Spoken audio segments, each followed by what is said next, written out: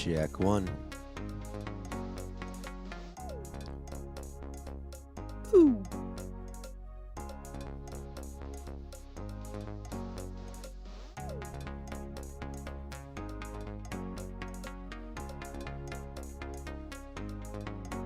All right, good morning. Welcome to the Morning Buzz, the Wednesday, June 2nd edition of the Morning Buzz. My name is Mike Brady. I'm the host, and I am tired. I'm on the road. This morning, I woke up in Franklin, Tennessee. Franklin, Tennessee.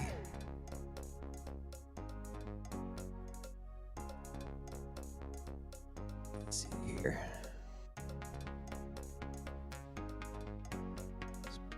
Some information on Franklin. Oh, excuse me. I'm tired. I don't have coffee. All right. Wikipedia says Franklin, Tennessee is a city and the county of Franklin is a city and the county seat of Robertson County. Nope, that's Franklin, Texas. My bad. Franklin, Tennessee. Now we got the right Franklin. Okay.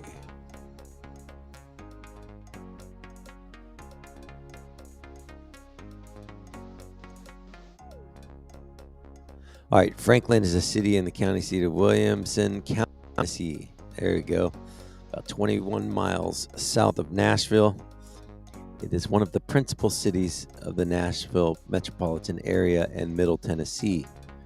Population, 83,000. Okay. Let's get to... Let's see here. The city of Franklin was founded on October 26, 1799 by Abram Maury Jr. Later a state senator, he was buried with his family in the current Founders Point neighborhood. Maury named the town after national founding father Benjamin Franklin. There you go. Franklin, Tennessee, named after Benjamin Franklin. All right. During the Civil War, Tennessee was occupied by Union troops from 1862. Franklin was the site of a major battle in the Franklin-Nashville campaign. The Second Battle of Franklin was fought on November 30th, 1864, resulting in almost 10,000 casualties. 44 buildings were temporarily converted to field hospitals. The Carnton, and the Lotz houses from this area are still standing and are among the city's numerous examples of period architecture.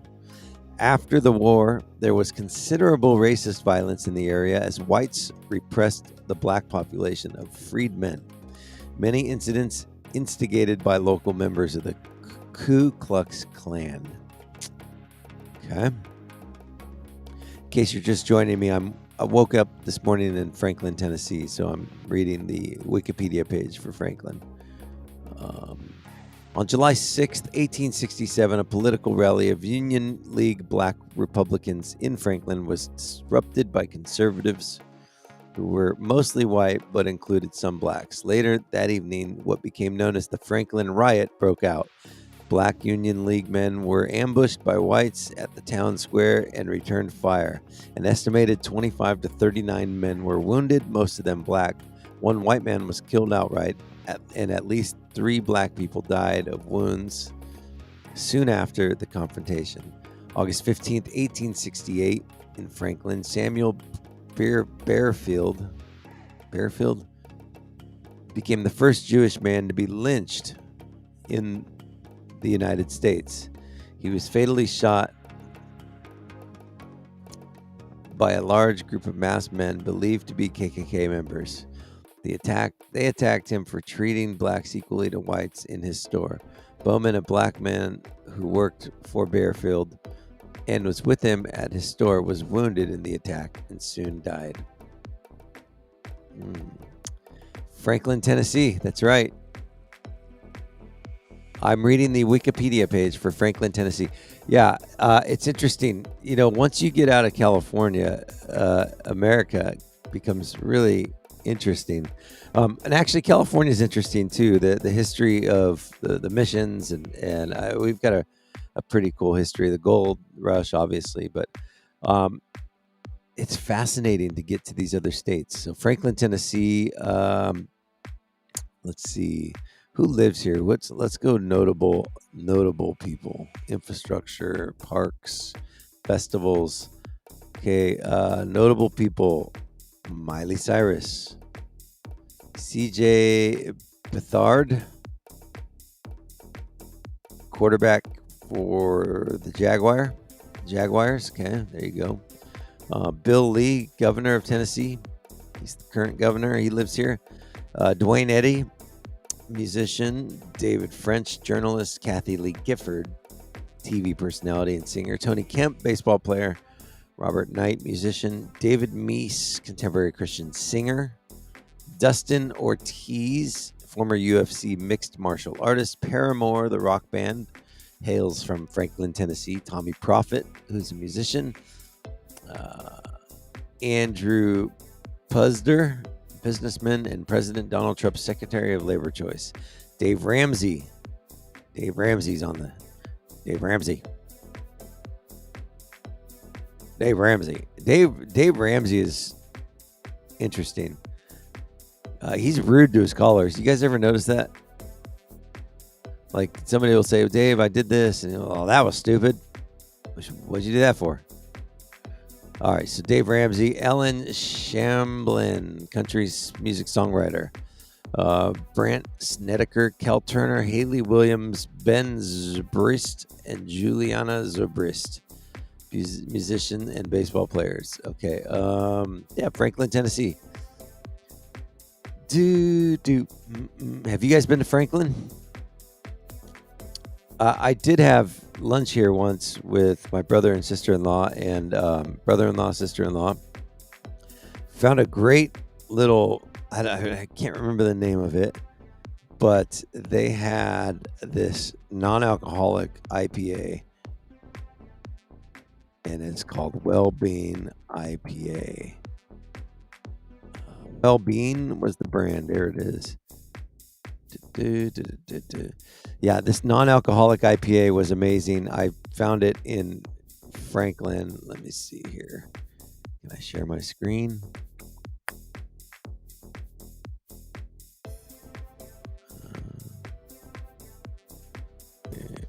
There it is. Little pop-ups. All right, this is an Intentional IPA 4-pack for $10.99. That's reasonable. They're big. They're bigger cans, but they're 16-ounce cans. 0 sugar, 17 grams of carbs, non-GMO. Okay, yeah, yeah. If you guys are interested in trying a full-flavored IPA that's non-alcoholic, I would highly suggest Well-Being. Well-Being, where are they? I tasted them for the first time here in Franklin, Tennessee at a restaurant. Well-Being is... I don't know where they're located. But yeah, Well-Being. I'll put the link in the chat right now so you guys don't have to... Ooh. Boom. There you go. What's happening, bud? Good morning. How are you, sir? I'm good. How are you? Doing well. Yeah. Did you happen to catch the history of Franklin, Tennessee, where I'm at? I did. I didn't appreciate it either. Yeah, right. It's crazy down here. Well, it was crazy. Yeah. I feel like we've progressed here in the last 200 years. So, depending on where you're from, I'll say that. Yeah, that's a great point. But yeah, Franklin, Tennessee, major battle in the Civil War, active Ku Klux Klan back in the day. Trying to think what else here. Demographics. Let's see here.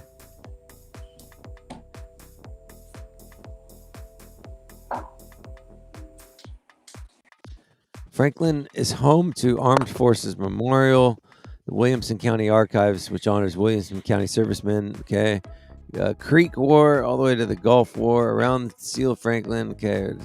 So they've got a big war memorial here. Population growth slowed noticeably from 1910 to 1940 as many African Americans left the area in the Great Migration to northern industrial cities for jobs and to escape Jim Crow conditions. So yeah, the Tennessee, man. Well, all these southern states, it's interesting.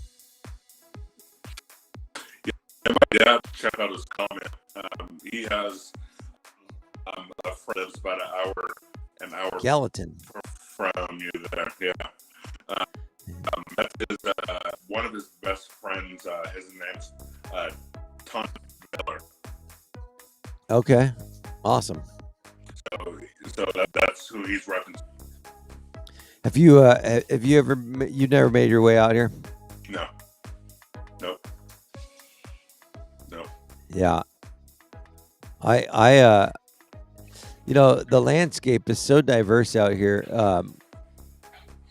California has these golden rolling hills with the oak trees, and then we've got the desert, and then we've got the Sierras, and we've got a lot of different kind of landscape things going on. But out here, it's different. It's very dense trees, and like forests and marshes and rivers and cliffs with big rocks. Yeah, it's cool. I don't know. It's fun to see different environments. Yeah. So today I've got we made it. I've been to Memphis back in 1990. That was a long time ago. Were you alive in 1990? No, I was born in 95. 95, that's right. Yeah. Today, let's see. Today we've made it to our final destination, kind of. We're in a Walmart parking lot here in Franklin, Tennessee, but we're gonna make it where this thing's gonna finally rest today. We're gonna get it cleaned out. We're gonna get all of our stuff packed, and then enjoy a nice evening somewhere here in Tennessee, in Nashville, and then hit the road tomorrow. So you're not staying at your relative's house, at least for the night? Well, the interesting thing is they bought a house. I don't think the house is being built, and I think it's done, but I don't know if they actually physically have the house until today or tomorrow, because they just moved out here. They flew out here at the beginning of the week, so they made their final. They shipped all their stuff out here last month or a few weeks back, and then they planned on getting out here when the house is finished, and then planned on having us get out here in the same time. And so we've all kind of come together at the same time. Now we have to coordinate all the logistics. Yeah. So that's cool. Yeah. But it's been raining nonstop since I left Kansas 2 days ago. So yeah, it's supposed to be over 100 degrees over here. Ooh, I love that. Yeah. That's nice. All right, so we have this morning on the show, we have Amanda Moore coming on to do our 75 hard check-in. Matt McFarland, the ASB advisor, the ASB advisor, activities director for Templeton High School. Matt McFarland will be in at 7:30. Mr. Lewis, our history teacher, will be in at 7:45 to give us a history lesson. And then the district update is getting pushed until next week. Those guys want to get one more week under their belt and get the final week update in next week. So, but we do have Adam Salamini is going to be welcomed back to the podcast. He came on last week. He was the Bearcat alumni. He owns a company called InFinancer, and so he will be in. He's a financial coach. He's going to come in and join us here after 8 o'clock this morning as well. So pretty full schedule for today. What'd you do last night? What did I do? Went to San Luis. I had to take care of some business over there. Went to Pismo and got Moe's barbecue, and then came back home. So how is Moe's barbecue? It's wonderful. Is it? It is. Yeah. They have. What's the Go ahead. style? What's the style? What's the barbecue? Yeah, is it like your typical Central Coast style? Is it like Memphis? Is it Kansas City? Is it Texas? Is it North Carolina? Haven't been to those states, so I can't speak to that. But I would say it's just regular standard barbecue. Okay. What'd you get? We got like this rib and chicken. I think it's called a sampler. My dad's to deal here, maybe correct me on that if I'm wrong. But yeah, it was like this chicken and rib sampler thing with pork and beans and some really salty potato salad. I'll say that. So yeah. Salty potato. So what I did was I dropped in the chat the different styles of barbecue in America, so you can see that. Let me see if I can pull that up. Thrillist has an article. Barbecue in America is one of the most hotly debated food topics. Okay, over the years, there's some beans right there for you. All right, Memphis barbecue. This town's big on pork, whether it's in rib or pulled form, and usually uses dry rubs that include garlic, paprika, and other spices. The meat's cooked in a big pit, typically served with tangy, thin tomato-based sauce. Okay, so that's kind of Memphis, right? Pulled pork they're known for. We go to North Carolina. Divided between Lexington style and Eastern style, both camps agree that meat, typically pork, should be brushed with a spice and vinegar mixture while cooking, served ketchup-based sauce. Okay, so that's a ketchup-based sauce right there. Okay, so they're big on pork as well. Let's see here. And we go over to South Carolina. Ooh, that looks good, doesn't it? Yep. Similar to North Carolina, except in the mid-state, the sauce is usually mustard-based. Okay, so they give you a mustard based with brown sugar and vinegar. Okay. Now we get to Kansas City. Goes for the gusto. No meat is off limits, owing to the city's status of meat packing hub. Okay. The sauce most commonly is a thick, sweet molasses and tomato concoction that sticks to ribs of both animal and man. Burnt ends. Okay. Brisket. All right. So that's Kansas City. Then we get to my favorite, Central Texas. Oh, yeah. Highly influenced by Czech and German immigrants, Central Texas has a huge number of meat markets that serve heaping portions of brisket, ribs smoked over pecan and oak wood. Meat is king here, and sauce and sides are treated as secondary elements. Also, Cruise Market is populated by popularized by sausage, which considered the gold standard of sausage around the country. Okay, there we go. Central Texas is known for their briskets. All right, here we go. East Texas, it's got more common. Okay, it's got more in common with Southern barbecue because it's got little sauces there. Okay, Alabama. Nah, I mean, does anyone care about Alabama?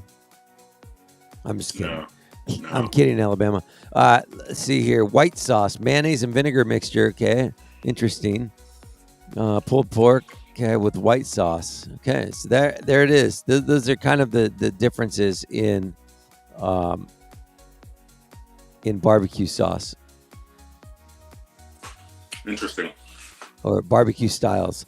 Yeah, but I didn't. You know what I didn't see? I didn't see any Paso Robles or Santa Maria, California style barbecue. Yeah, I don't think California's a big barbecue state. No, I think where we are is a big barbecue hub, right? From like Santa Barbara to probably Monterey, Hmm. like that whole Central Coast region. I don't know that anywhere else is kind of known for barbecue. No, I mean Again, you got the Maria style barbecue. I guess that's a style, I guess. yeah, I go But back to the fact that there's no good cheap barbecue in Paso, Templeton. mm, yeah, that's true. All right, so Yeah. you went to Moe's. You been to Moe's before? There's one in San Luis, I believe, that is like a totally different style of barbecue than the one in Pismo. Mm, They like you can just walk in and tell that it's a totally different ambiance yeah, between the two. And I would say the one in Pismo is, I would say, better than the one in San Luis. So just in the in style ter- that they in ter- have, I guess. in terms of the food or just the ambiance. Both actually. No, Yeah, interesting. yeah. Okay. I mean, that's just something that I recognized yesterday. So, I mean, we don't go to Pismo a whole bunch, but when we do, it's pretty noticeable from San Luis to Pismo. Like you can just tell. I mean, Pismo is a beach town, right? So uh, Yeah. you get like people coming off the beach and just getting done surfing, and then you want to go in for some barbecue or whatever. Yep. There's tons of little restaurants in that area, and it's like you're packed in like sardines. But I mean, it's a good little spot for barbecue. Yeah. Yeah. Randy, cheap barbecue is not really an option around here. Yeah. How come it's not an option? It needs to be an option. I just know that people would be all about cheap barbecue, Hmm. right? How come nobody's starting a cheap barbecue joint? How about you start it? No, no, no. No, no, no. I want to stay married. Oh Yeah. gosh. Yeah. Um, barbecue steak, ribs, etc. Yeah. Okay, best steak in the North County. Best steak. That's tough. Man, I would say load and shoot. That's pretty tough. I I I can't answer that. Good morning, Mark and Shelly Silvera. Thanks for joining us. Yeah, I don't know. The best steak in the North County. Um, all you can eat sushi and Mongolian barbecue in AG. AG. Oh, all right. Speaking of eating, we've got Amanda. We're talking barbecue right now, which is totally the opposite of what you and I will talk about. Okay. But I want yeah, some barbecue. I know, right? That sounds Barbecue sauce. Sounds mm, amazing. yeah. Okay, so are you done? What are you on day No, 70. I got 5 more. Today's day 70. So day 6 days, 70? including today. Wow, You're right that's behind me. You're almost done too. I'm on 65. I've got 10 more days. Okay. So Yeah. last night was a challenge. I got to where we were going around midnight. Luckily, I had my first workout done already, but then I ended up, and it was pouring rain. So, um, my first workout was a run outside. I did 4.5 miles. And then last night I did 45 minutes in the RV. I Wow. did sit ups, planks, um, what else? Crunches, Push just ups. push ups. Yeah, just How long basically how long can you hold a plank for, Mike? I think the longest I've done is like a minute and 47. I'm not Mm. very good at planks. That's not bad. No, I mean, there's a girl on YouTube who did the plank. I'm gonna find it now. Let me look for YouTube. This plank record that she did was crazy. How about you, Amanda? Are you a planker? No, I started planking like right before this challenge, and my one of my classes, and I think minute 15 is my record. Oh my gosh. Okay, All let's... right, now you're not on camera today, Mike. You're just audio. Oh, do you not see me? No, I don't. I see where you should be. I see Anthony in the middle and me on the right, and then it's black on the left. Do you see me, Anthony? Yeah, I can see you. I got you on this phone here, and then I got you on my other phone as well. There, now I see you. Oh, you do? Okay. Yeah, it's switched. Yeah. All right, interesting. Oh, let's see here. You can't see me like this, now huh? I can see you, but yeah, it was. Oh, you can't. Before. Okay. Yeah. All right. So let's see here. This girl, look at this plank. Okay, I'm gonna share the screen here.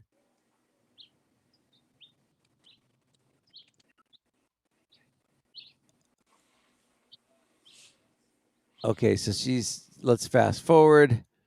She's at 4 hours right here. No. 4 hours. 4 hours. Oh my goodness. I can't believe that. That's now she's at 4 hours 16 minutes. That's watch her. Look at that. Look at her. What are those shoulder blades? Like, that's not good. Ow. 4 hours 20. That's kind of like Iron Cowboy insanity. Like, oh yeah, right. Can't comprehend how he does it. Same thing. Wow, she went down. 4 hours 20 minutes. Wow. That's a world record. Insane. Yeah, so Iron Cowboy, he's on day, what is he, day 90 something? Yeah, I don't know exactly, but definitely in the 90s. Yeah, so we were driving through Utah. I was 3.5 hours south of where he was, and like for a brief second, I was like, I'm gonna go run the marathon with him tomorrow. but then I was like, no, I can't do it. So that would have been awesome. Right? Can anybody just show up and do it? You don't have to like yes. Anybody. Okay. Anybody. Yeah, it's really cool. My favorite podcaster, Rich Roll, he went out there over the weekend and worked out with him. So that was cool. Yeah, it's just it's a neat thing. So, all right. So you're on day 70, and are you decided what the day 76 through the next month look like?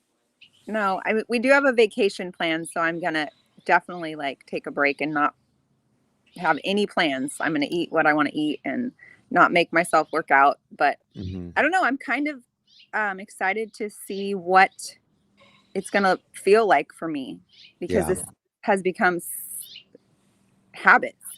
So I kind of think I'm gonna a lot of days still maybe do 2 workouts. I really like getting up and getting it done, and then I really like the de-stressing of going out on a walk or a run later.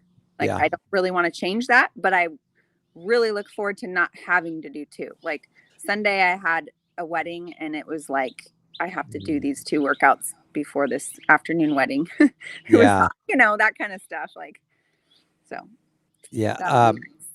Well, the good thing about your vacation is you're going to an area that's got a ton of great fruit and beans, and I mean that's the cuisine down there is probably one of my favorites. I love that place. Beans and rice. Beans and rice. That's right. Fried plantains. That's gonna be good. What's there's a restaurant we eat at. It's called we go to Playa Guiones, which I haven't been to that one. Yeah, Playa Guiones is like I don't know. It's hard to explain, but yeah, there's a restaurant called Rosa's, I think, that has just like breakfast and plantains and beans and rice and eggs, and it's like, and the amazing salsas, of course. Jason and I are getting so excited. We're like sending screenshots of Costa Rican food. We're going to Costa Rica for anybody listening. Yeah, we're. How long are you going to be there? Going to be 10 days. Okay. Yeah. That's great. Yeah, and we're kind of traveling. We're doing the volcano, and then we're actually going to go stay the first night with the family that I lived with, because he lived there for a year and I lived there for a summer in 2000. So we get to go back and see them and take our kids. So And now, have they met your kids before? No, we haven't seen them since 2000. We've just kind Wow. of stayed connected since Facebook in 2010 or whatever. We got reconnected. And then, yeah, we were like, hey, we're coming down. We want to see you. They're like, come stay. So Oh, we're how going to stay the cool. first night. It's going to be funny because both of us totally have forgotten all of our Spanish and our kids don't speak any. So, Right. Oh my but gosh. it'll be fun. Now, what's the town? Poaz, they're from San Pedro de Poaz, which is another volcano in Okay. Costa Rica. Very beautiful, very well, it's been 21 years, but very non-touristy when I was there. Right. So Okay. I'm excited for that, for the kids to see like authentic Costa Rican culture. Yeah. You know, not just the beach tourist place. Right. Yeah. Yeah, I mean, we go to the same place, and we fly into Liberia, and it's about a 3-hour bus ride to the beach from to the house that we go to. But it's not really. I guess it's kind of a touristy town, but it's real small. There's not a Yeah, lot of people there. that's great. It's Is more it like near Nosara? I thought Noel had yeah, told me you went to exactly. Nosara.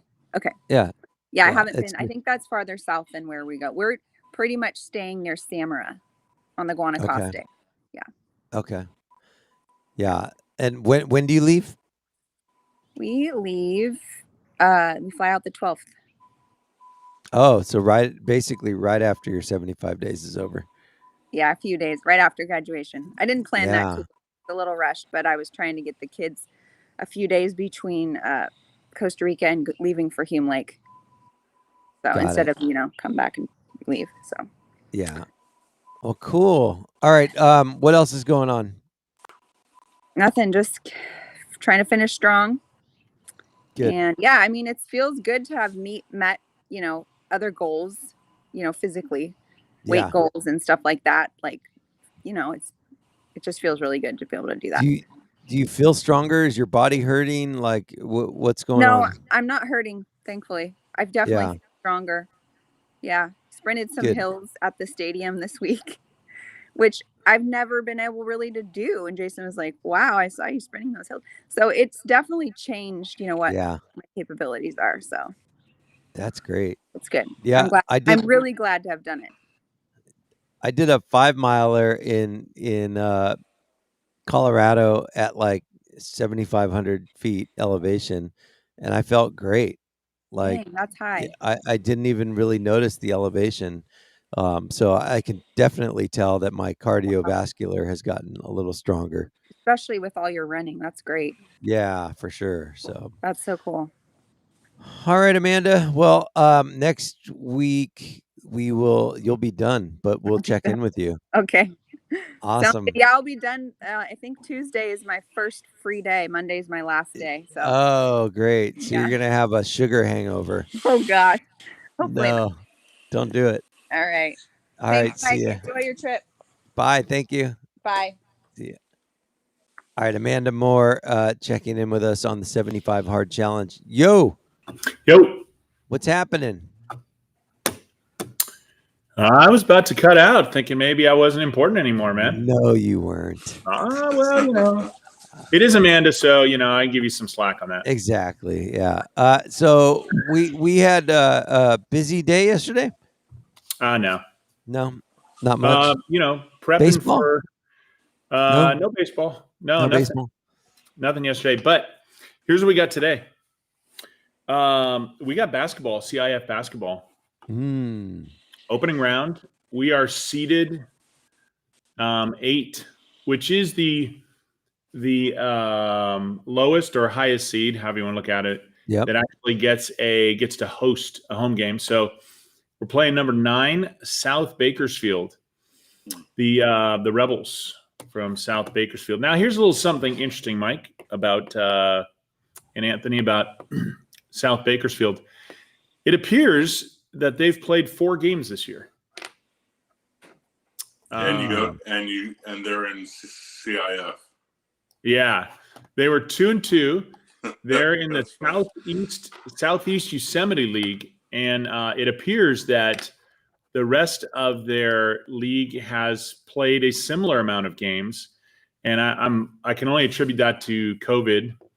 So they came in third in their league at 2-2, unless they're just sandbagging and only putting some games up. But the rest of the league did the same thing. So everybody in their league played 3 or 4 games, it appears.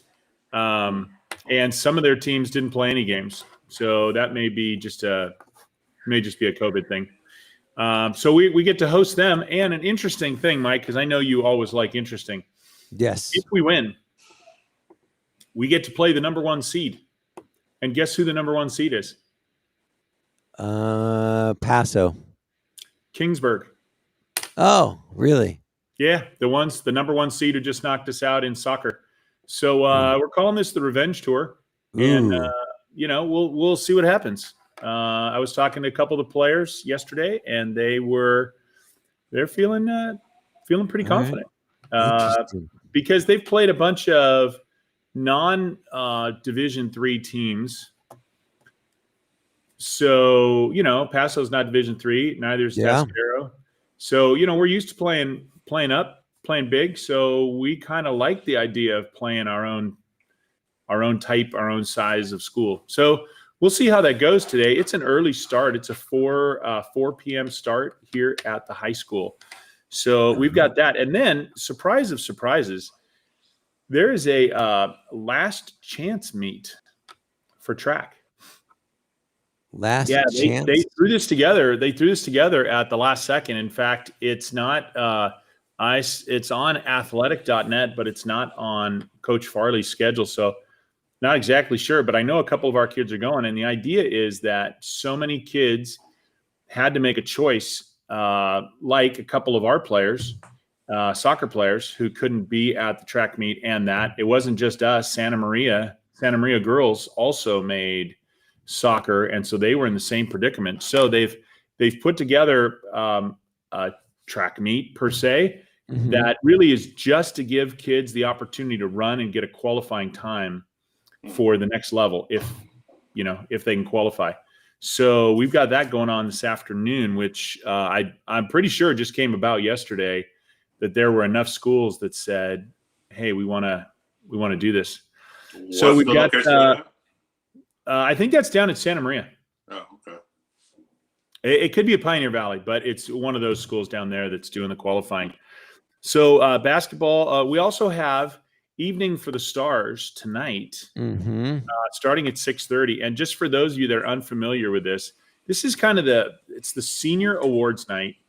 And at this, we're going to get things like department awards, like the English department, top English student, top fine arts student, top ag student, top ag mechanic student, top physical science, all of those department ones.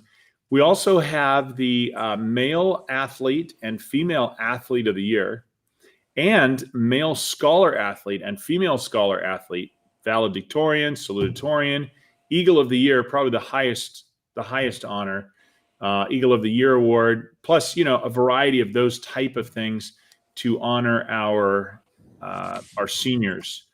I'll be giving out awards for ASB service, Link Crew service, CSF. So it should be a great night, and really, along with scholarship night, really kick off our senior season. We've got a senior slideshow coming up, senior breakfast, senior sunset, graduation, baccalaureate, all those type of things. But we've got that. And then last night we had Evening for the Stars. I mean, not Evening for the Stars, athletic physical night. And there were approximately 150 of our future athletes that were there last night, getting their physicals, getting ready for next year. But, some of next year has already started, right? Right.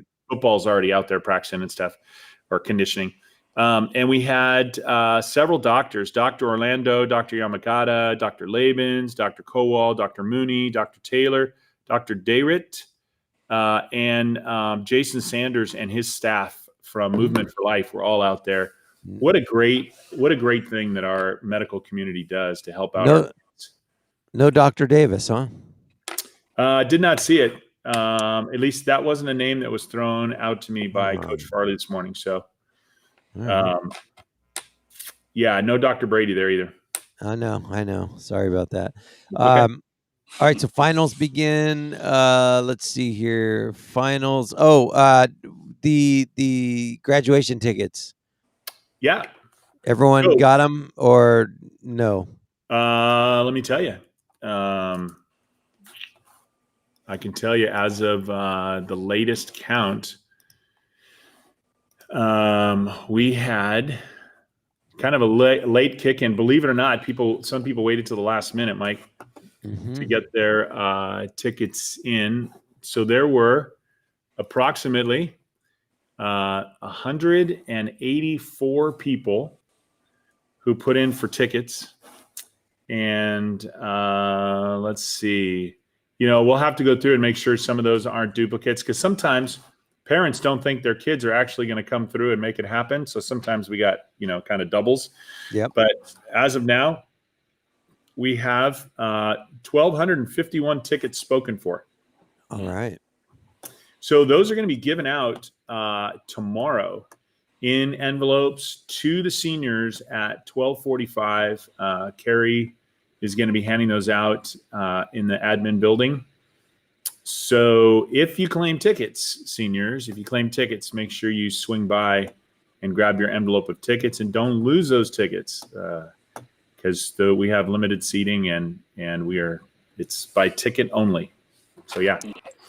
So 1,251 tickets. What's the capacity? 1252. 1,252. Okay, so we're pretty much sold out. Yeah, I'm not sure. If there's extra tickets, they're going to let the students know, and we'll post up on Facebook too the where and when, how to get any extra tickets that might exist. But we're getting pretty close to the number we should have now. Anthony probably can speak on this perhaps, but it looks like we might be getting into the yellow next week. And I don't know what that does to capacity, but our numbers were pretty good. If you saw the numbers. Yellow means it's the less restrictive. And that should be lining up with the June 15th date, if I'm not mistaken. Yeah, unfortunately, graduation is on the 10th. So I'm hoping on Tuesday we knock down into the yellow, and then maybe that frees something up. But I'm not sure. That'll be people whose paycheck is got a couple more digits than mine get to make that decision. Which is none of ours. So, yeah. Yeah. Yep. So that's where we're at on that, Mike. Okay. Well, that's good. Yeah, there's only, I was just looking at the tiers. There's 4 counties still in the red tier. And we get to be one of those. Oh no, we're orange. No, yeah. We're orange. We're orange. Right. Yeah. Okay. Well, let's, here's to hoping, June 15th has good news. Yeah. I mean, did you see our numbers yesterday? No. We, let's see. I'll tell you them. We have 30 seconds. Oh, really? Okay. Then I won't tell you those. Right.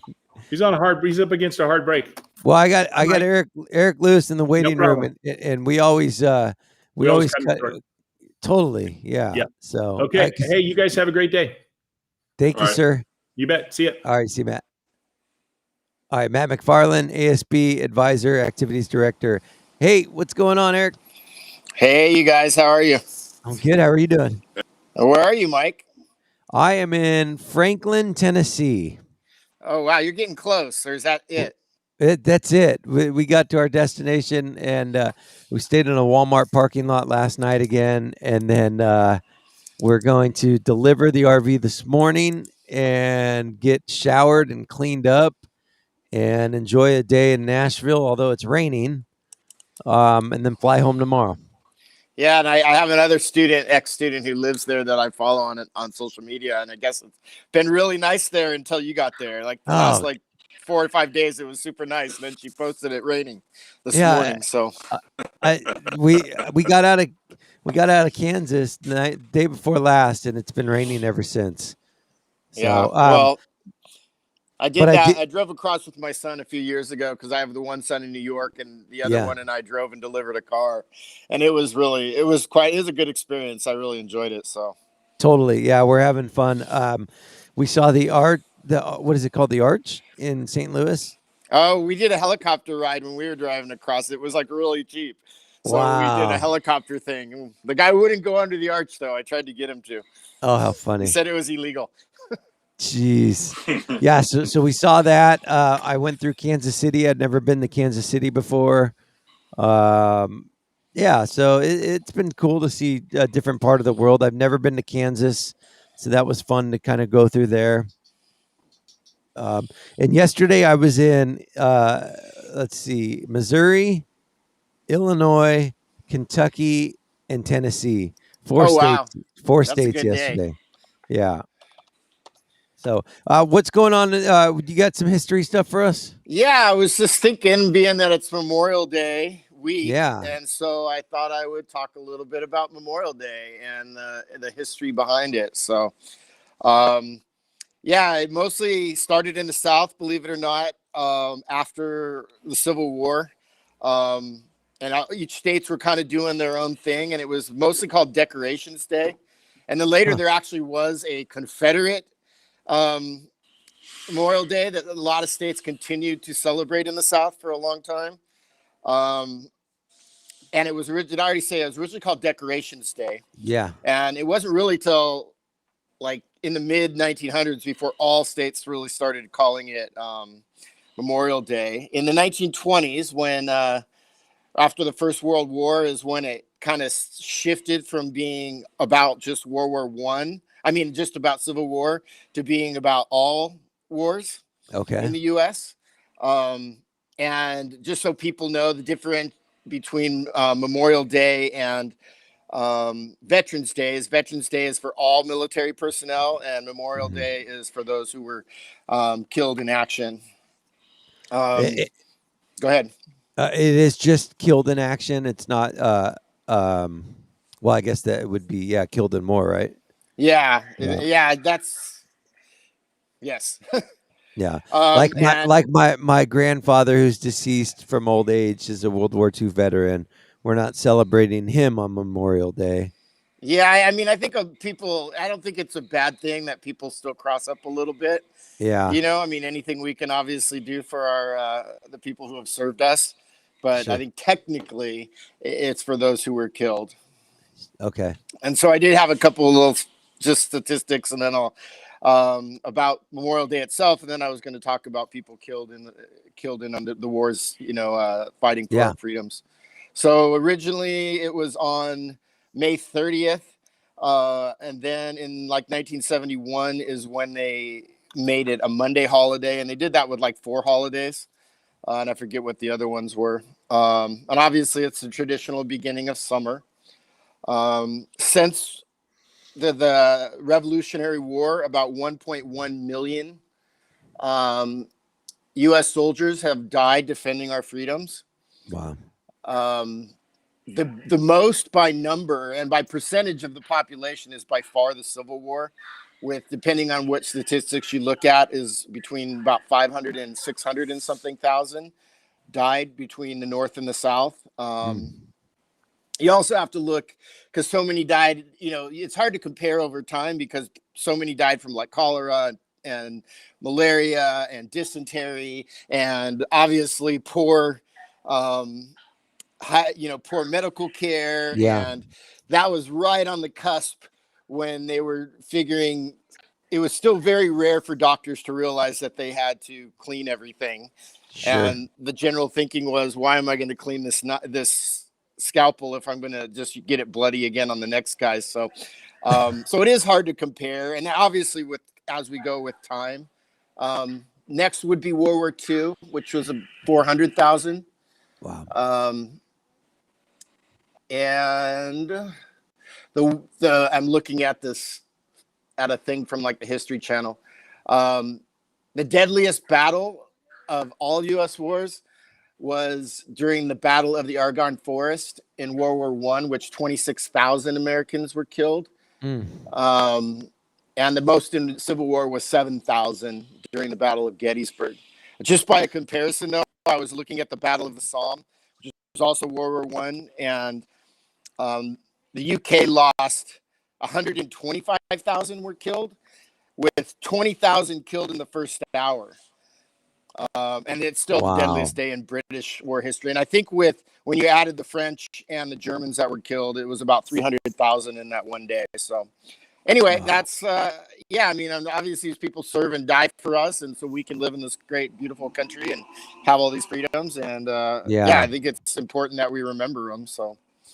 Well, I was reading the history of Franklin, Tennessee this morning, and it said that the Second Battle of Franklin, fought November 30th, 1864, had almost 10,000 casualties, but then they quantified the casualties as killed, wounded, captured, and missing, equaled that 10,000. And you're saying that there was one in the Civil War that had 7,000 deceased? Yes, I want to say it was close to 50,000 casualties at the Battle of Gettysburg between both sides, with all the injuries and stuff like that. Insane. Yeah, I listened to a crazy podcast not too long ago about nurses and doctors during the Civil War, and I can't remember what it was, but which podcast it was, because I listened to so many. But it's just kind of crazy, right? Medical care they would get or not get, I guess depending on how you look at it. Wow. Huh. All right. So you wanted to get into some other numbers, or were those them? No, that was it. Yeah, that was pretty much it.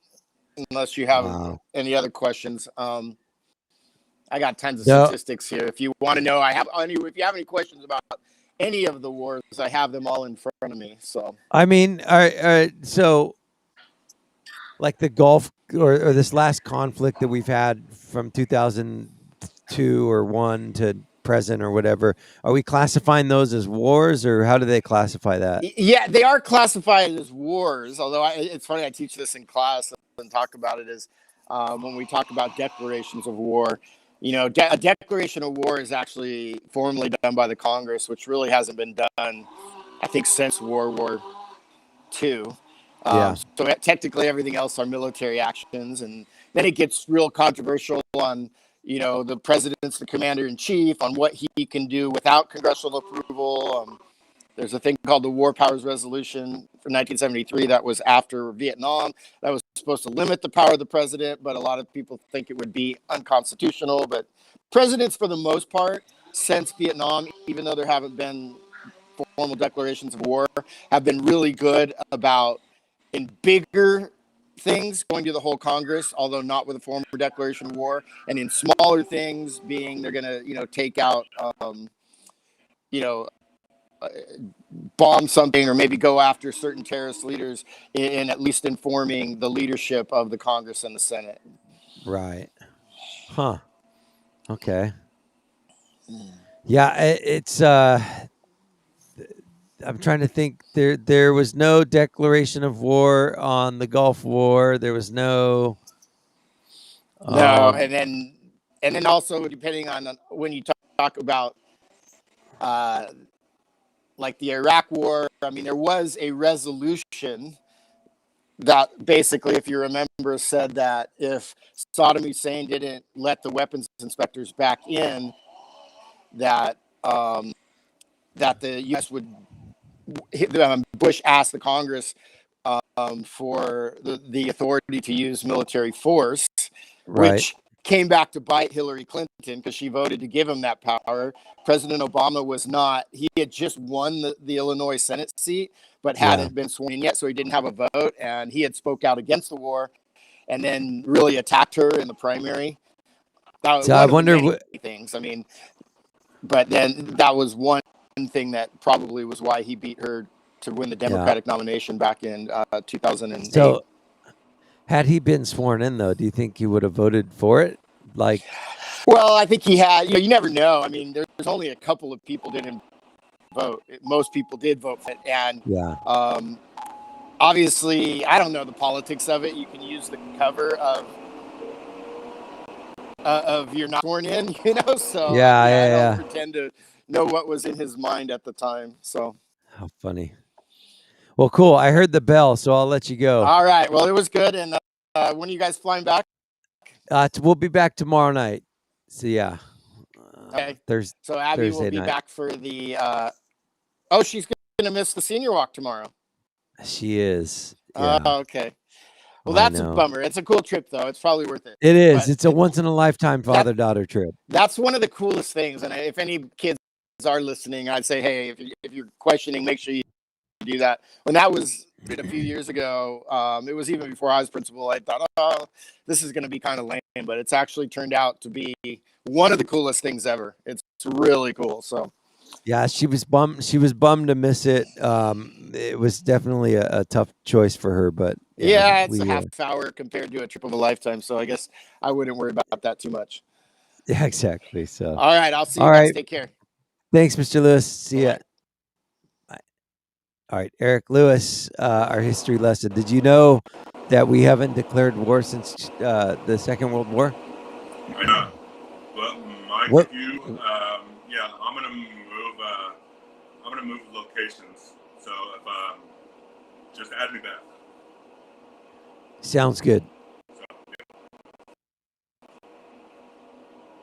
All right, so we're gonna wait. Anthony's got a vacuum cleaner going in the background or something. All right, so we learned a lot about Memorial Day and the origin of it. It was called Decorations Day, and Memorial Day's or the start of it was after the Civil War. So interesting to note, and it sounded like there was a group of days that were celebrated that they combined into one to make Memorial Day. So cool stuff. I love history. I'm such a nerd when it comes to history. All right, so getting back, let's see, it's 8:00 right now. Mark and Shelley Silvera say McPhee's has the best steak. Yeah, McPhee's is a wonderful place. Delicious, for sure. One of my favorites. Randy is still stuck on this sushi thing and Mongolian barbecue in AG. You know, I don't know the last time I went to AG on purpose. I went down there for girls volleyball, and we had dinner down there, but I wouldn't drive to AG to get Mongolian barbecue or sushi. I don't even know if I'd go to Paso to get that, but that's just me. I'm trying to think. McPhee's has the pork chop at McPhee's is amazing. Actually, I like the pork chop at the Load and Shoot too. The pork chop at the Load and Shoot, and then Jack's. When it was Nino's, they had a pork chop. I don't know. Do they still have the pork chop there? They had a really good pork chop with green beans that was phenomenal. So, I'm talking about food, and I'm not hungry, but I'm tired. So I haven't had any coffee yet today. All right, it's 8:00. We're gonna get Adam Salamini in this morning to talk about personal finance, and he is a financial coach, so he'll be in with us. And who else? I think that's it for guests. We got Mr. Eric Lewis in, and we had Mr. Mack in. We had Amanda in. Anthony, we should get Anthony to do some news for us. We haven't had news in a while. So let's see when he pops back in if we can get him to do some news. There was something else that I was reading. What was I going to tell you guys? Let's see what's going on tonight in Nashville that I could find.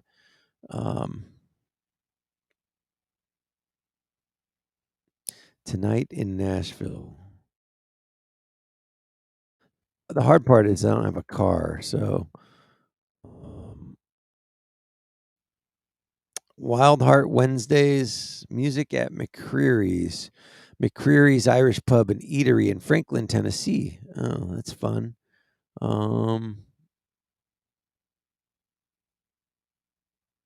Where else? McCreary's, the Listening Room Cafe. Jared Ames Band outdoor concert series. I think it's not going to happen because it's raining. Open mic event. No. The Bowery Vault open mic. Is that happening?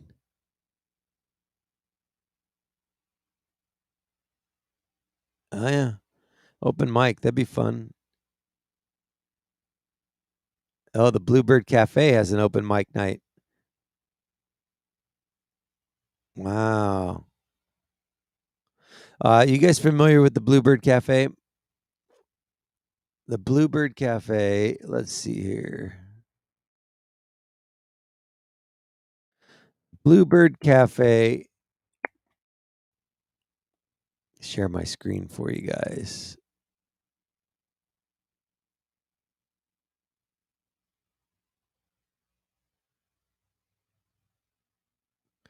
All right, so the Bluebird Cafe, let's see. About one of the world's preeminent listening rooms. Okay. Open mic nights on Mondays at 6. Tuesday, the round typically the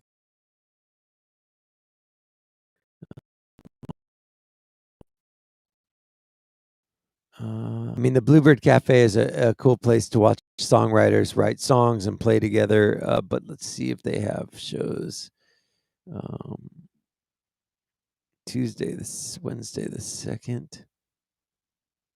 See what they got going on today.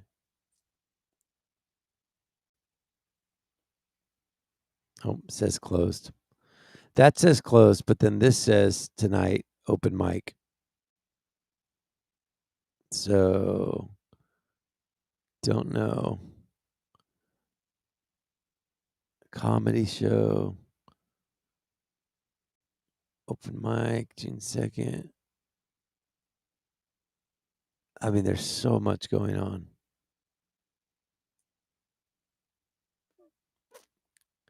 We can go on and on. All right, let's see. Anthony moved. You there? Hey, I'm back. Can you hear me? Yeah, Cool. I can. What'd you do? I moved to an undisclosed location.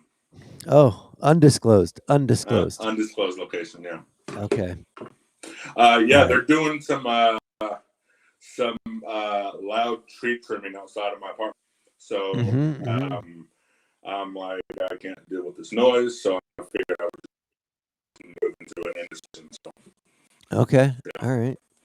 So you said that you wanted it cut out, so I didn't hear what you said. Oh, I was thinking you could let us know what's happened in the news lately if we've had any incidents.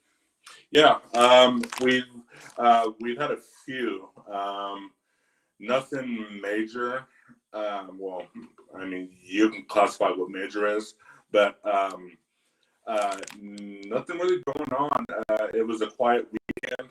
As I understand, CHP had pretty much all the highways and byways covered with. I think they did double for Memorial Weekend, and that basically classified as just like at each like entry point on the coast.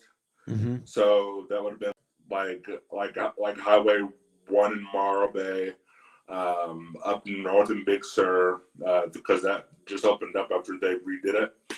And so they just did the double traffic enforcement, and from what I see, it worked because it was a pretty quiet weekend. Nothing really happened.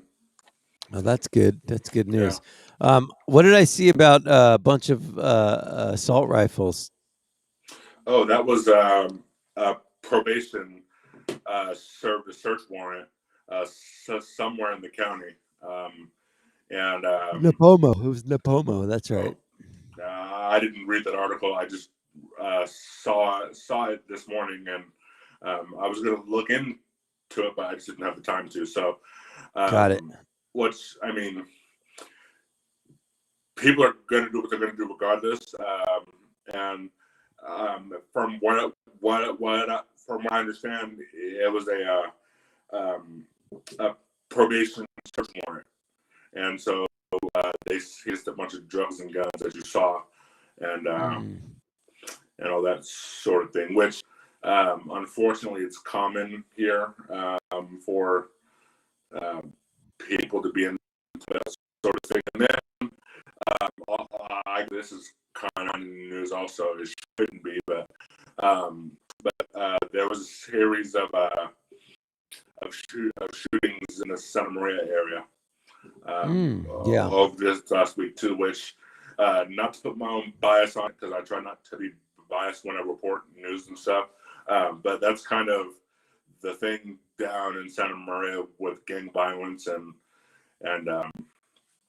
such things. So it's just it's unfortunate, but I mean it's just what it is, for lack of a term. Yeah, interesting.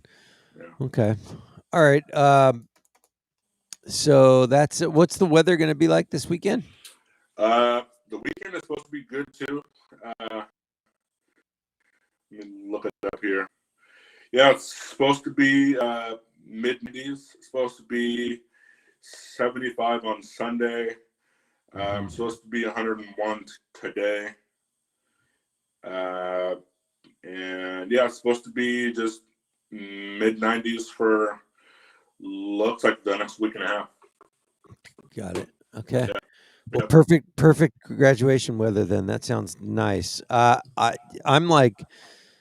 torn because I want to get out and see Nashville today, but this weather is not going to let up out here. It's just gloomy and stormy. So it's going to make for a fun day of working out outside and trying to get the RV cleaned. And it's just, everything's just a pain in the butt when it's wet. Yeah. So Abby's got school she's doing right now. So we're going to just hunker down and get the show over with and then go about our day. So what do you have going on later today? Just relaxing. I got physical therapy at 4:30, and then after that, I'm going to come home and watch Passo's basketball team in CIF. Funny enough, I was going to mention this in a Miz Maps update. Both boys and girls basketball teams for Paso have first round home games, and that's tonight. Okay. So they're both playing tonight at home? Yeah. It's going to be on the Voice of Paso. Jim Weeman and the 805 broadcasters are going to be there at the high school, Paso High. Let me bring up who they're playing today. Let's see. Paso Rebels Athletics.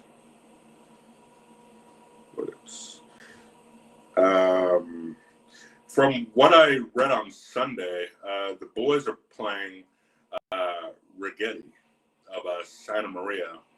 Okay. And the girls are playing. Come on. The girls. Maybe it doesn't have it. Maybe it's going to my cousin's page, who's also a coach. Okay. So the girls are playing. Okay.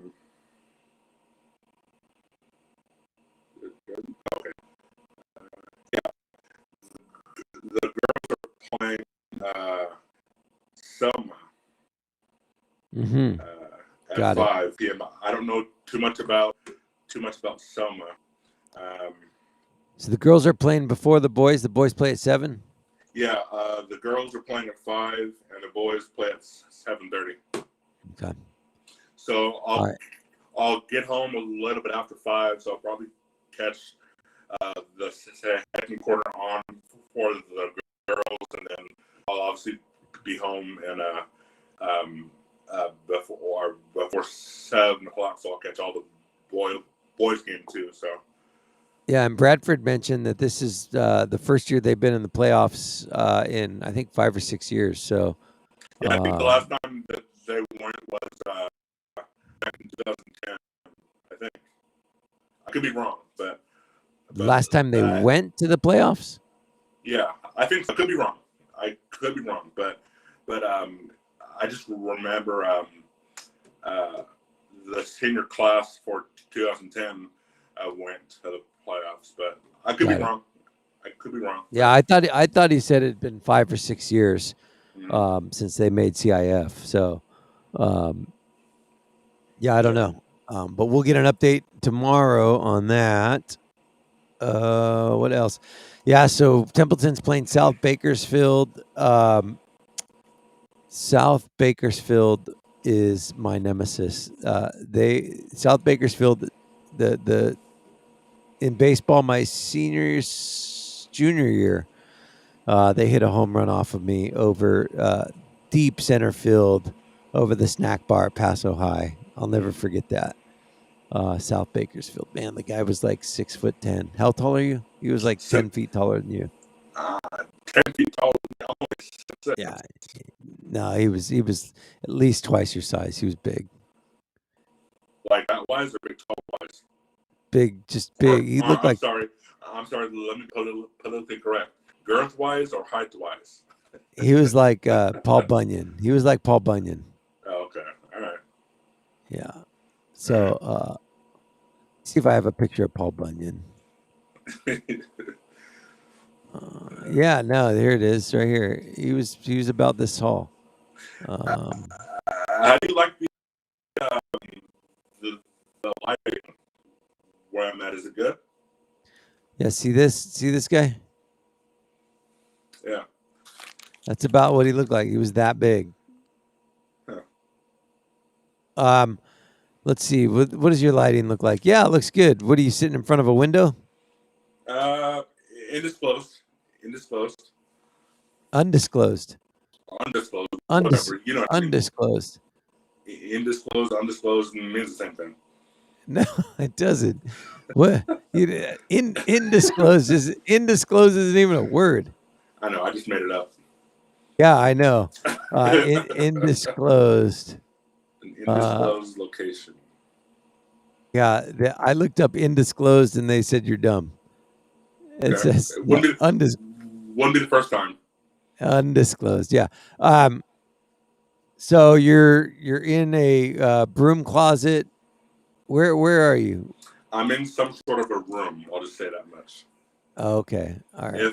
If my dad is watching, he'll tell you where exactly I am. But I'm in a room. Oh, you're in the bathroom. I'm in a room. All right. I'm in a room. Well, it's quiet in that room. Yeah. Yeah. No. The lighting's good though. You're sitting on the toilet, aren't you? No, I'm not. Oh man. No. Now you're blushing. Nope. I'm not. Oh, okay. I'm not. Oh, that's awesome. All right, let's see. Adam Salamini is going to join us here from InFinancer. He's a financial coach. He's going to be popping in here at, I don't know, 8:15, 8:30 or so. Man, I cannot wait. I typically like doing the show, but today I've got to be honest. I can't wait to end the show and get some coffee. I've got no coffee in the RV. I'm surprised that you didn't go before. Well, you can't exactly like maneuver this RV around like it's a little sports car. So once we're parked and set up, we're parked and set up.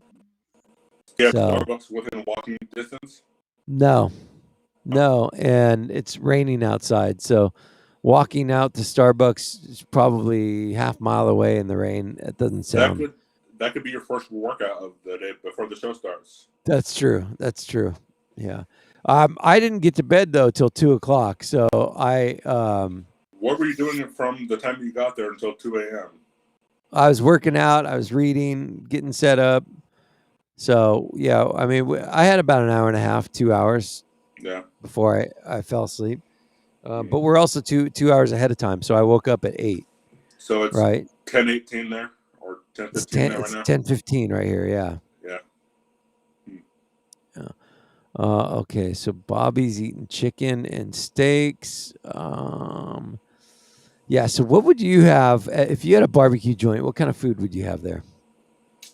I'd have all kinds. I would have ribs, tri-tip, links, hot Okay, dogs. let's back up on the ribs.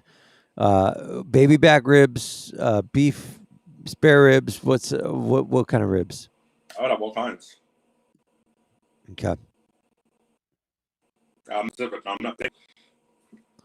All right. I'm Pork not. or I'm not picky when it comes to barbecue, but I'm picky when it comes to seafood.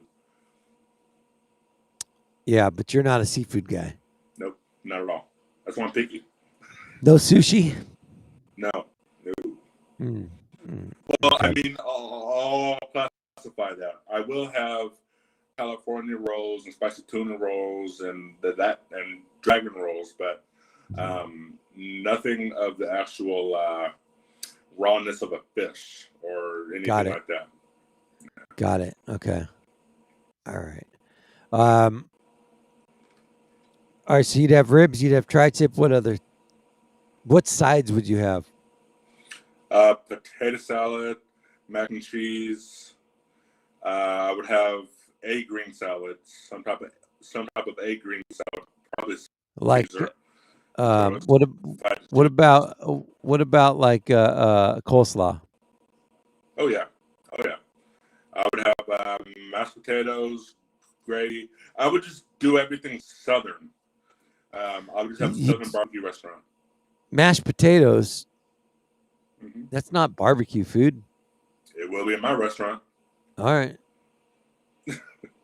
What about any veggies? Like Not much of a fried- veggie fan. fried green tomatoes. What else? Fried pickles. No. Not much of a veggie fan. Okay. All right. But I will eat them if they're there. But Yeah. it's not my first choice. Okay. All right. What about breads? Sourdough bread. Sourdough Yeah. with butter and garlic. Yep. Just like what they have at Food for Less. Okay. Is that what they have? Mm-hmm. All right. Yeah. Sourdough bread. How about white bread? You ever go? Oh, you never been to the South, huh? Oh yeah, I've been to the South. Yeah. White bread, Wonder Bread, yeah, all that stuff. Yeah, they always do the Wonder Bread when you get your plate of barbecue. They give you slices of Wonder Bread. Have you been to Famous Dave's? I have, yes, I but think not one. I've only been to Famous Dave's in California. I haven't seen them anywhere else. Yeah, I bet they're a little more southern in other states, but yeah, they're pretty much all at least the two I've been to here. There's one in San Jose. Actually, there's a couple in San Jose, and then I think there's one in Salinas, and I think that's the only one that's up, or the only ones that are up here, east of Bakersfield, I think. So Okay. yeah, they're spread out. Yeah, they're spread out. Yeah, for sure. Interesting. All right, I got Adam Solimini in the waiting room. I'm gonna let him in.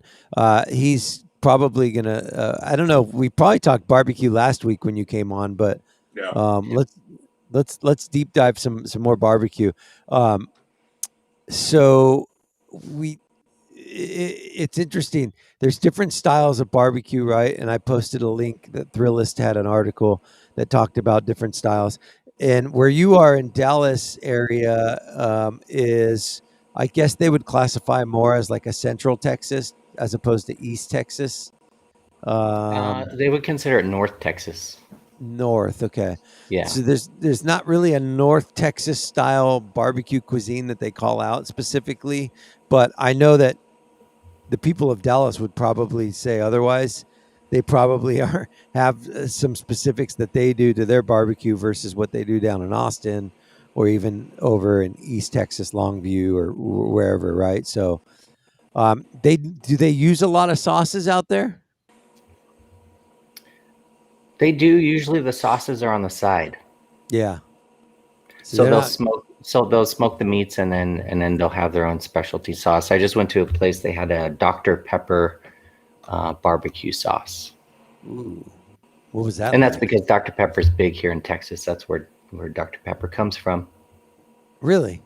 Yeah, I actually went to the museum. It was one of the first things that we did as a family when we moved here. We went down to Waco. It's in, I think it's Waco. So we went there and we went to a couple other places around there. I've been to Waco a few times. Never the Dr. Pepper Museum, just to the College Baylor, and then obviously Magnolia. Yeah. There's a surf park in Waco that we want to go to this summer. It's like, the Kelly Slater wave pool that he made out in Fresno or whatever. I guess they've got one out in Waco as well. That's kind of a cool destination. Yeah, I saw that too. The Dr. Pepper Museum's right around the corner from Magnolia. Oh, is it really? Yeah, it's like 2 or Okay. 3 blocks away. Now, who owns Dr. Pepper now? Aren't they owned by like RC Cola or somebody like that? Coca-Cola, if I'm not mistaken. Okay. And one of the huge Coca-Cola headquarters is in near downtown Dallas. No, they're not owned by No? Coca-Cola. They're owned by in 2008, Dr. Pepper Snapple Group Inc., the parent company of Dr. Pepper and Dr. Pepper 7-Up, was established. Okay. Cadbury America, Cadbury Schweppes. Huh. All right. Yeah, I remember Dr. Pepper, 7-Up, and RC, I thought were all kind of part of the same brand back in the late 80s, but I could be wrong. Yeah, and somehow we went from barbecue to Dr. Pepper. Dr. Only- Pepper barbecue sauce. That was the connection. There we go. So what's that like? Does it taste like Dr. Pepper? No, not really. I think it just gives it a little bit of a sweetness. Mm-hmm. Yeah. Dr. Pepper is probably a lot of kids' favorite soft drink. That was a staple of my lunch through junior high and high school. Really? Dr. Pepper and crumb cakes. Crumb cakes. Yeah. Oh, man. and last week, I'm pretty sure the comment, or you had said something about they thought you were too hyper as a kid. Yeah. And it's all being put together now. Uh-huh. Dr. Pepper and crumb cakes. Yeah, Doc, we don't know why he's bouncing off the walls. Adam, shut up. Have some more Dr. Pepper. That's scary. Hey, how's your brother doing? He's doing good. He's in the LA area. Okay. Is he married with kids, or what's his story? Married. Married. One child. Okay. Little All right. girl. Well, she's not little anymore. She's in high school. Wow. Little known fact about your brother. I'm pretty sure he's the one that gave me my first beer. So I wouldn't doubt it. At John Brooks' house in Okay, well then, yeah, absolutely. I think I was in eighth grade. Yeah, I just remember walking in and they'd have the pyramid in the middle, and we were kids, we didn't drink, but they were like, big high schoolers, peer pressure, right? Oh man. All right, so let's talk. We didn't deep dive too much last week with InFinancer, your financial coaching business that you have. How did you get into it? Well, interesting story. So I had worked in jewelry for 20 years. And when COVID hit, everything was shut down. They were based out of Los Angeles, so they were really going off of Los Angeles or California rules, so they shut down.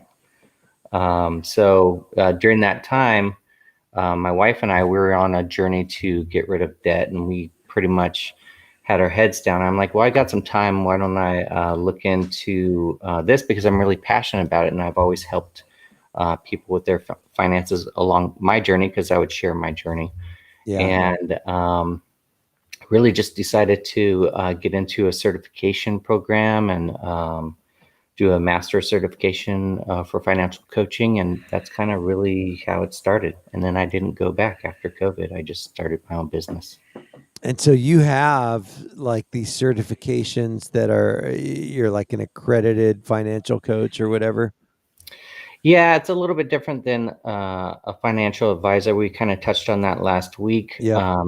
You know, you don't have to go through the different types of tests that a financial advisor does. So anytime that I'm working with someone, of course, I tell them I'm not a financial advisor. I'm just providing a service and coaching, powerful coaching that will help them change habits, hold them accountable, and get them to whatever situation they want to be in, right? Mm-hmm. So it's a little bit different. It's more on the coaching side and more on changing habits and all of that. So I don't go around selling things. It's not like I'm saying, hey, you should go get these stocks or whatever.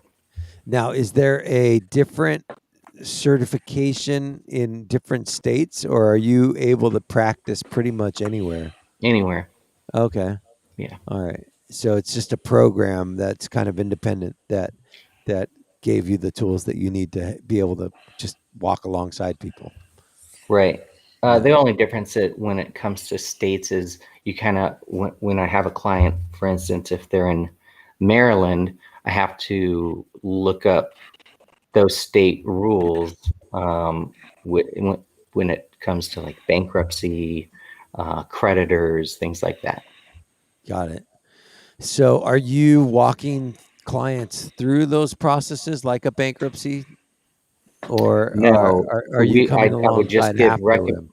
Yeah, I would just give recommendations. Like, listen, this is one avenue you can take. This is another avenue you can take. But I have to know, what the options are available to that person. I usually discourage bankruptcies. A lot of people can get out of having to do a bankruptcy if they just change some habits and put their head down and work real hard. So I have a question. So what would like cost them like to get in or to file for bankruptcy? What would qualify a person?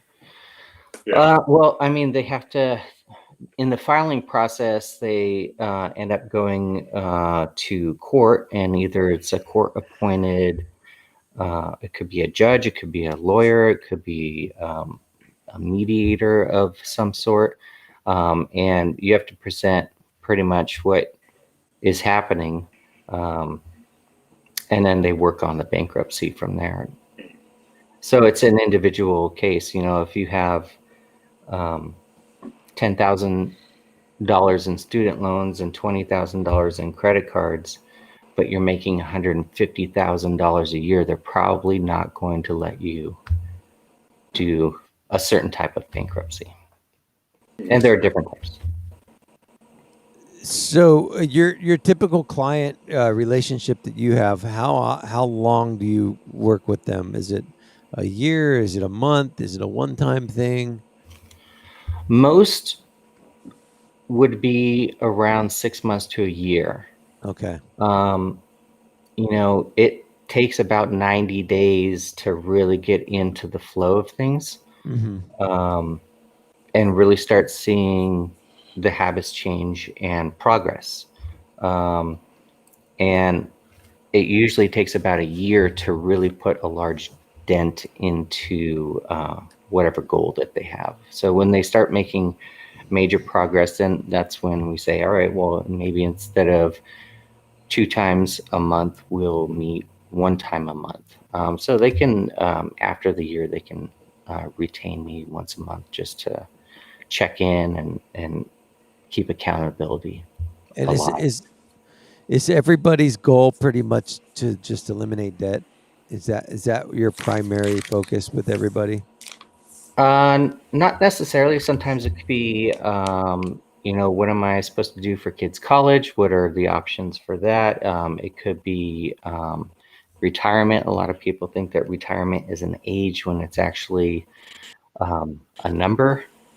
right? And the lifestyle that you want to live. So it's working through those things. It's working through what their goals are going to be and their why, and really focusing on their why so they can achieve the goal that much faster. So then I've just because I've been decommissioned over the last year plus from my accident, and Mike can tell you more about that later. But so I've had this thing where I'm kind of gonna be like resetting myself, like financially, when I get back into work and all that stuff here in October, September, somewhere around that timeline. So, and also I have like DoorDash and stuff that I do, and from this accident, I'm gonna have some residual issues that I'm gonna be looking at probably in my future and in my financial future. So would you recommend, and I know that's kind of a long-winded way to ask this question, but would you like recommend like stuff like getting kind of a second job or a second gig or whatever to save money, like in looking forward to my retirement or a person's retirement and stuff?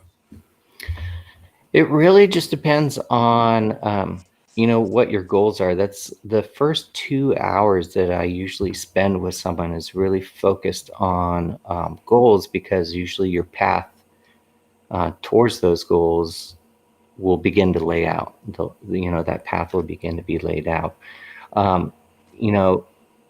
A second job never hurts anybody. Earning more money usually never hurts anybody. It usually accelerates towards that goal that you're looking for. In terms of retirement, one thing that I would tell you is that I think I remember from the last time that we had a discussion, you don't have any debt. So, you could really hammer that. You could really just lay into it. You can max out everything. It really just depends on employment. If they do a match, if they don't, then if they even offer a 401k. If they don't, then what do you do after that? So a lot of different tentacles there when it comes to retirement and what you can do. So you can reach that number for retirement. And that number usually just means, okay, if I retire with this amount, what I want to do when I retire is I want to have this type of lifestyle. And it's going to mean that I have to have about $80,000 a year, just to throw a number out there. Then you know that you probably are going to have at least $800,000 in a 401k. That's Right. returning about 1%. Because there is my last question, and then I'll be quiet. But I just wanted to know, because I'm just planning on stacking all of the cash and all that stuff that I get from DoorDash into an account that I don't ever use. So I was just thinking about just stacking that away and just stacking it up until whatever happens next or whatever. So yeah. So what I would suggest, question, what I would suggest is you probably would want anywhere from 3 to 6 months of whatever your total expenses are in an account that's very accessible to you. Mm-hmm. We kind of got lucky during COVID because my wife was also pregnant at the time, and we had our baby in March, right at the very beginning of COVID on St. Patrick's Day.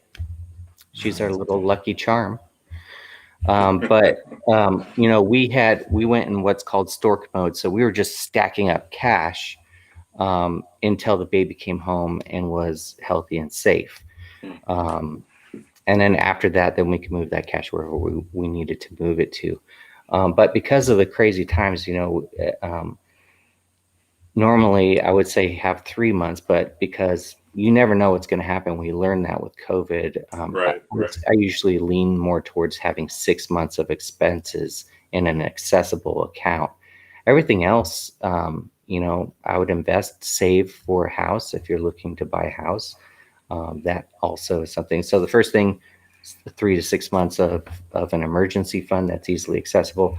And then after that, save for a house if that's what you're looking to do, if you don't already have one. Right, and that's what it would be for me. It would just be like an emergency fund. I'll just stack all this cash away in case something else terrible happens, and then I have kind of a backup. So, okay. Yeah. Yeah, that's cool. Now, when you meet with or when you bring a client on, is it typically like if it's a husband and wife, do you meet with them as a group, like a team, or is it individual, or is it just very?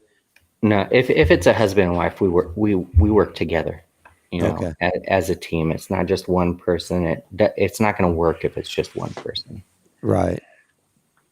Okay. And so you have like a 2-hour type consult where you want to kind of deep dive what their goals are and what their current situation is, and then you develop a plan with them, and then they sign off or buy off on the plan, because if they don't buy off on that plan, then it's all for naught anyways, right? Like Yeah.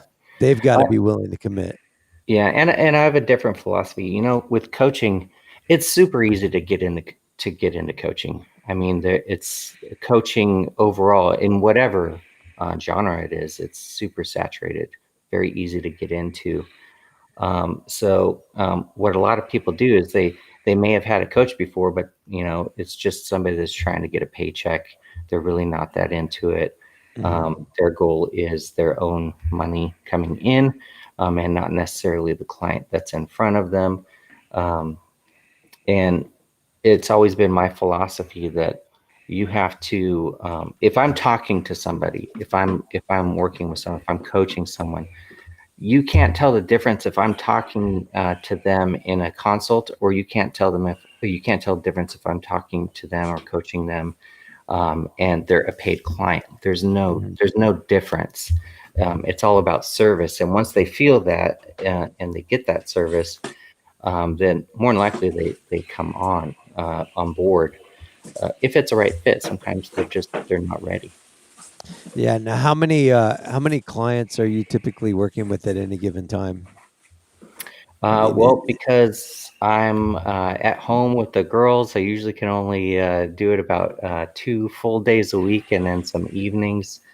So I try to limit it to 10 clients per month, so I can be super focused. Yeah, and your engagement that you have, like if you bring a client on, is it like a for the first 6 months we're going to meet once a week, or is it just kind of tailored to every single type scenario? Sometimes you really have to lean in, and you have to do it once a week and do a check-in once a week. Usually it's every other week. Sometimes if it's super light, it's once a month. If it's something like they just need to narrow down a college fund, or they have something specific that they want to work on and they really don't have any other issues. Got it. Okay. And right now, obviously, you're probably Zooming a lot with these guys and girls. Yeah, it's mostly Zoom. Yeah, that's nice. And my focus really, because I was in the engagement ring and diamond business for so long, I really like to focus on young couples that are about to get married. That's kind of the niche that I dive into, because just because of my experience that I had. Yeah, that makes sense. Yeah, what are some of the biggest mistakes that you see young couples make? There's probably 2 ones that stand out to me the most. One is they before they get married, they're hiding certain things from each other, like, sorry, I didn't tell you about that $78,000 student loan that I have, and I'm not, and I didn't even finish school, so I'm paying for a student loan where I didn't even finish school. It's there's a term for it. It's called financial infidelity. It's kind of where you hide things Mm. financially from your spouse or from your significant other. Um, and then another one. I don't know if it's necessarily a huge mistake. It's more of a philosophy thing, and that's before they get married is paying each other's debt off, because that's not helping that person come to terms with and get the right habits to deal with that on their own first, so they Yeah. can then be on board when they're together. Okay. Huh. So you can So- discuss it, but you wouldn't. What if that doesn't work out and Yeah. you drop $20,000 on somebody else's debt and you don't even get married? All right. So young people, Anthony's getting back out in the workforce. He's gonna need a car. And so typically if he's got a paycheck, he knows exactly what he's bringing in every month. He's going to go out, maybe get his dad to help co-sign on a loan for a car for him. Maybe he's got some money from the insurance that's stocked away for a down payment. What are your suggestions in terms of him to get back into a car? What does that look like?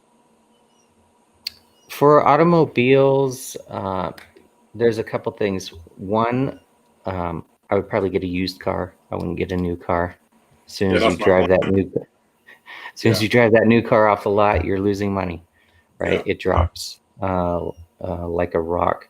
If you have money from the insurance company, I would just stick to using that money and that money alone, and just find a vehicle that's going to get you from point A to point B, so you don't have to take out a loan to pay for a vehicle. Yeah, I mean, and then- I've bought cars from off the street, and they're just, I mean, I'm under the assumption that when you are off street, that you're literally buying someone else's problem. So, I mean, I'm just convinced of that. So, I'm sorry.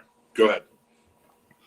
It could be a big problem, but if you make friends with a mechanic and then you have the mechanic check it out before you buy it, that's what I would do.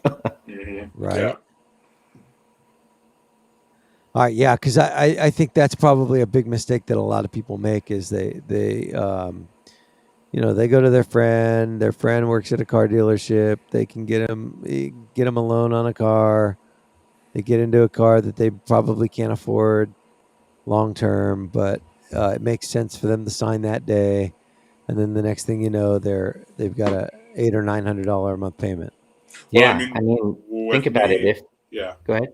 Oh no, I was gonna say, with me, I bought the last car that I had at a used car dealership in Santa Maria, California, and my payment was like $310 a month, and that was affordable, and so I could pay $310 a month and pay, I think it was $210 for insurance. So out of all of that, I was paying about $520 a month for the car alone.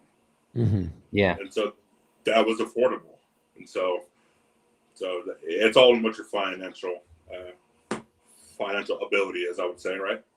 Yeah, you have to be careful because the dealerships or a lot of high-end sales, high-ticket sales, they'll ask you, oh, so how much can you afford per month? That way they can move up the price of what your total cost is going to be, Right. to stay within that monthly cost, rather than just sticking to the amount that you were planning on spending when you go in there. Right. Right. Yeah. That makes sense. Mm-hmm. All right. So, Adam, if people want to get a hold of you, they can go to infinancer.com.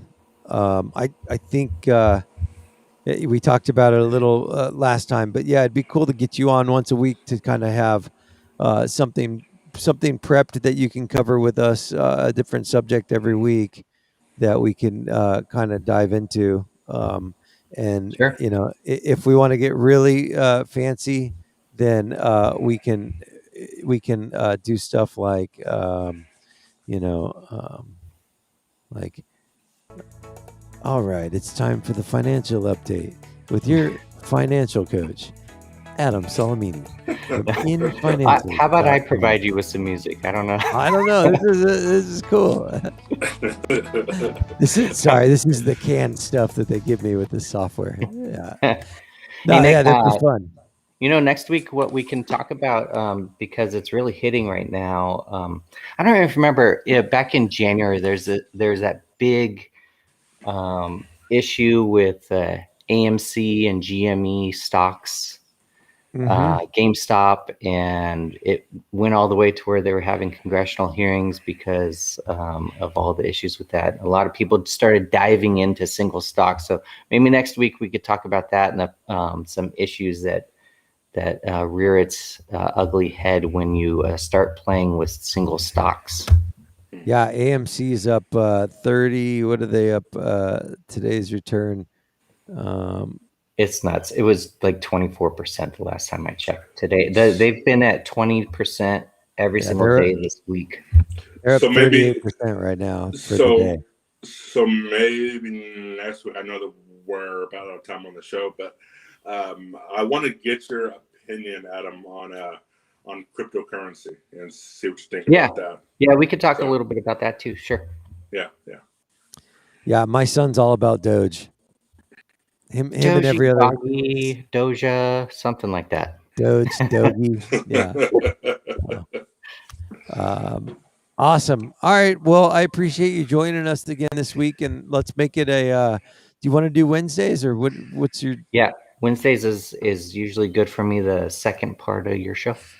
Okay, let's do Wednesdays at 8:30. Sounds good, man. Okay. Awesome. Well, thanks for jumping on with us. We'll see you. No worries. Have an awesome day. Have a good trip back to Paso Robles. Yeah. See ya. All right. Later. All right, Adam. Yeah. All right, Adam Salamini, infinancer.com.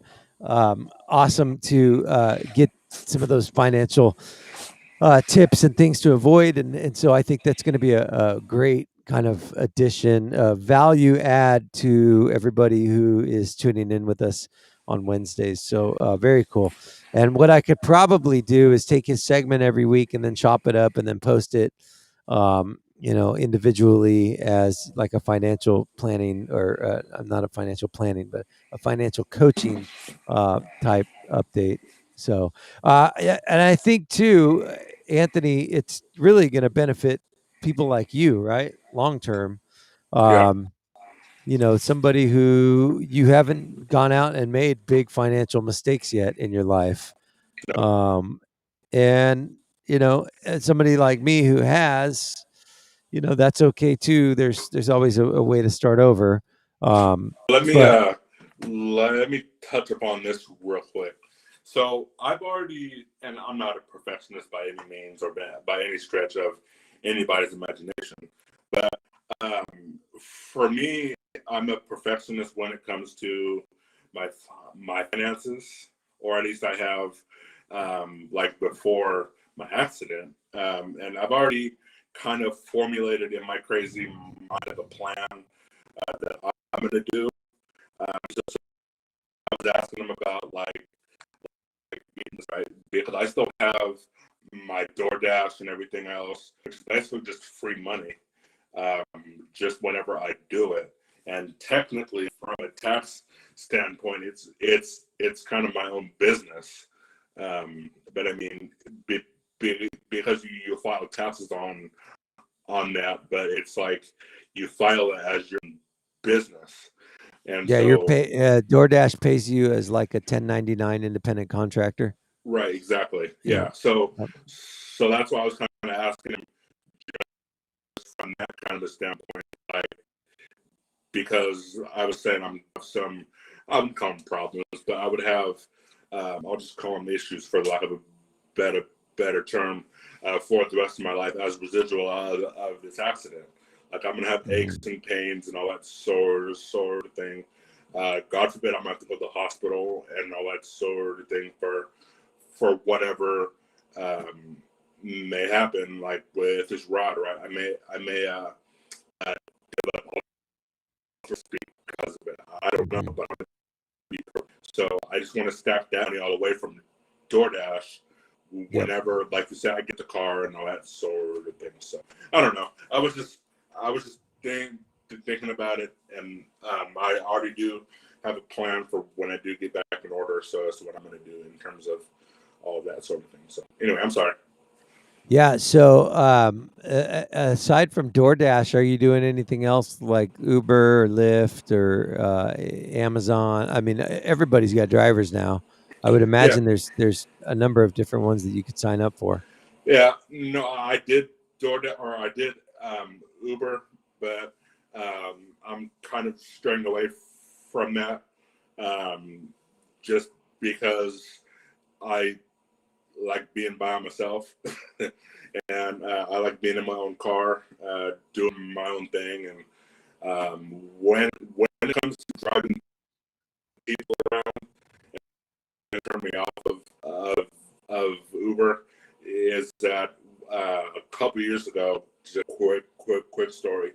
I was in San Luis, and it was a Friday night, right? And a Friday night in San Luis equals drunk college kids, right? So, so I had a kid throw up all in the back of my car.